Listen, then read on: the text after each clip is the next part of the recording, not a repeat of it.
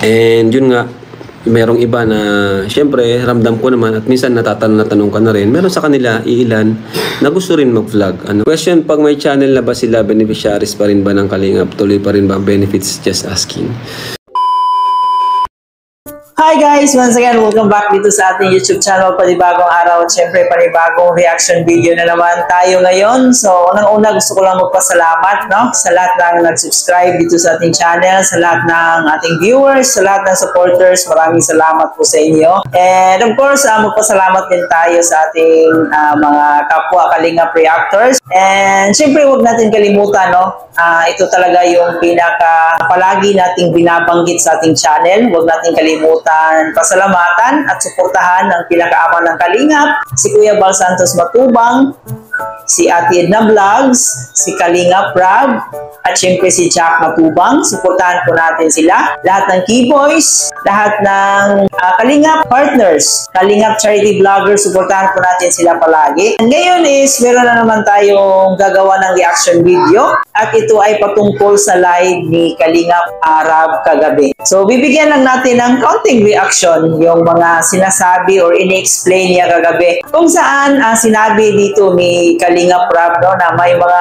Kalingap angels or key angels na gustong maging vlogger o gusto nang mag-vlog. So, dito pinaliwanag niya kung ano yung maging epekto pag sila ay nagbablog na, and dito in-explain niya lahat kung ano yung mawawala sa kanila, ano yung mangyayari pag nagsarili na silang mag-vlog or nagiging vlogger na sila. And talagang maraming mga katanungan dito guys, So may mga tanong tayo kung magiging sako pa ba sila as Kalingap beneficiary. So ito yung mga katanungan ng ating mga kababayan, ng ating mga Kalingap supporters. Pero bago tayo magpatuloy guys, kung bago pa lang kayo dito sa ating YouTube channel at kung gusto mo ng ganitong klaseng reaction video, huwag kalimutan mag-like, share, comment, at syempre mag-subscribe na rin po kayo dito sa ating YouTube channel. Kaya naman guys, huwag na nating patagalin pa, panoorin muna natin ang video clip na ito at saka tayo magbigay ng ating konting opinion o konting reaction. Kaya naman, let's go! Actually, itong Kalingap Angels ngayon, hanggang ngayon ay wala pong gumagawa ng channel. Yung iba may YouTube account, pero wala man po silang upload. And yun nga, merong iba na syempre ramdam ko naman at minsan natatanong ka na rin, meron sa kanila iilan na gusto rin mag-vlog. Una dyan si Carla gusto rin mag-vlog. So sabi ko, ayan, pagmimitingan natin. Ayan, kaya ayun, hindi sila nagsasarili na gagawa na lang kaagad ng channel, 'di ba? Kasi nahiya sila sa akin. Ayan, sila Kuya Robin, Kuya Nico, tularan po natin si Kuya Robin at Kuya Nico. Bago sila gumawa ng channel, nagpaalam muna sa atin. Kasi bilang respeto po 'yan kay Kuya Bal. Okay lang din naman kung ayaw niya magpaalam, kaso yun nga, iba yung dating. Yun nga. Saka ongoing pa po yung pag-vlog sa kanila. 'Di ba? Kasi talaga, pag may channel na talaga, minsan hinahayaan na namin. Pero ibahin po natin, kaya nga po magkakaroon ng meeting para kahit may channel sila, hindi natin sila mapapabayaan. Kumbaga nasa under pa rin siya yung guidance natin sa kanila sa mga ina-upload nila, 'di ba? Kasi baka doon sila masira, Kaya yun po.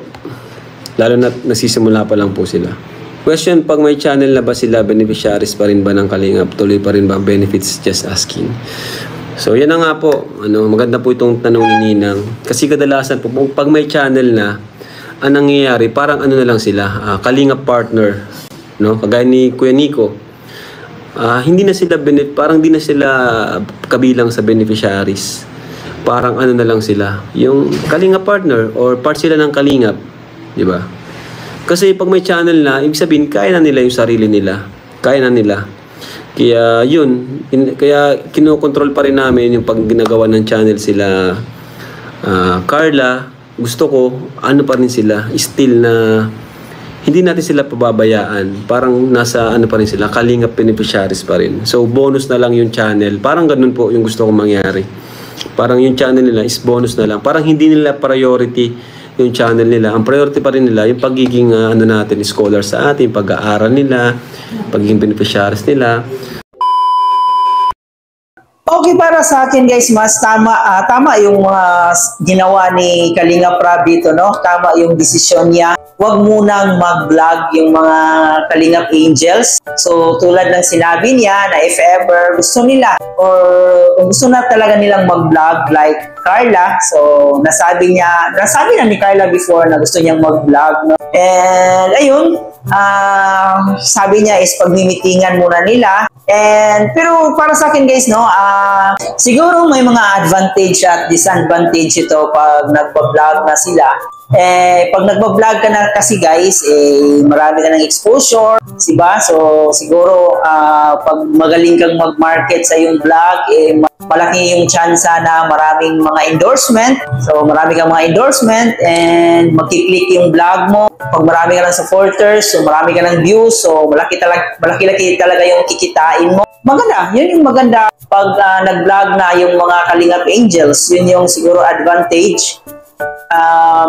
Kasi pag pag binigyan ka na ni Kalinga Prab na chance na mag-vlog, so ayun, makapag-upload ka na always, di ba? So maganda yun para sa kanila, and malaki-laking tulong din yun. Mas marami pa silang matulungan, siguro yung mga pamilya nila, mag-anak nila, kasi pag nag-vlog ka, alam naman natin sa mundo ng vlogging, pag marunong ka lang talaga, malaki talaga yung kikitain mo dito. Sa disadvantage naman guys, so para sa akin lang to, hindi kasi lahat madali sa pagbablog, di ba? So hindi habang buhay talagang mananatili ka na isang sikat na vlogger.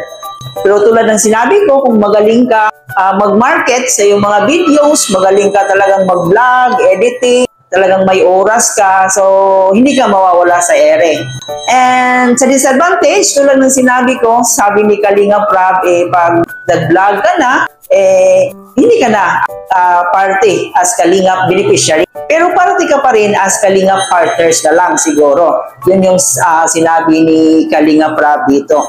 And yung tanong, yung disadvantage dyan, hanggang kailan yung pagpa-vlog mo, hanggang kailan ka tangkiligi ng mga viewers mo, may tendency na malalaos ka, mawawala ka sa ere. So, sayang yung pagiging isang Kalingap beneficiary. Kasi as Kalingap beneficiary is, ando na yun wala ka nang problemahin, meron ka na allowance. So, bilang isang mag-aaral, para sa akin, doon ako mismo sa bagay kung saan wala na akong problemahin, di ba?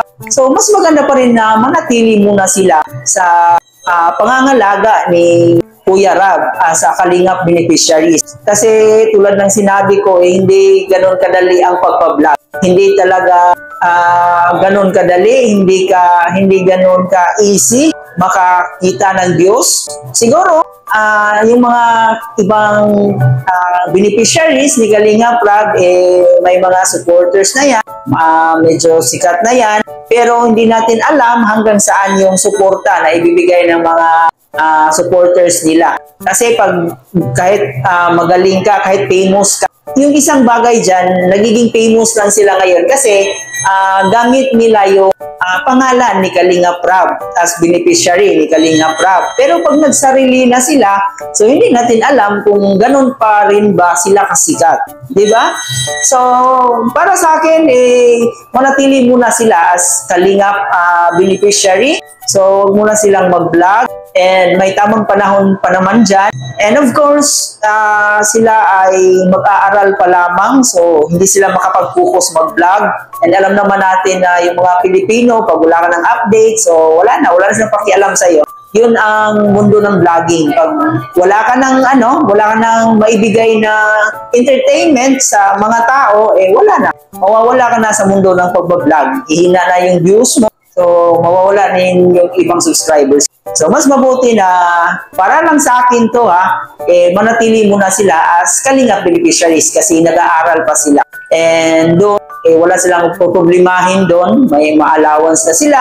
May mga nagbibigay na may mga nag-sponsors na. So, wala na silang problemahin. So, yun ay opinion ko lamang po. So, nasa kanila pa rin po yun. Diba? So, sila lang din yung makapag-decide yan as a Kalingap beneficiary. So, siguro yan lang muna ang ating ngayon guys, sa reaction video. Sana ay nag-enjoy kayo. Kayo guys, ano ba yung reaction nyo dito? So, papayag ba kayo na mag-vlog na yung ibang Kalingap beneficiary or wag muna? So, huwag kalimutan mag-comment sa ating comment section. So, hanggang dito na lang. Sana nag-enjoy kayo. Kung di pa kayo nakapag-subscribe, please don't forget to like, share, comment. And of course, mag-subscribe na rin po kayo. And huwag kalimutan i-turn on ang notification bell para mas updated sa ating mga reaction video. So, muli po maraming salamat at hanggang dito na lang.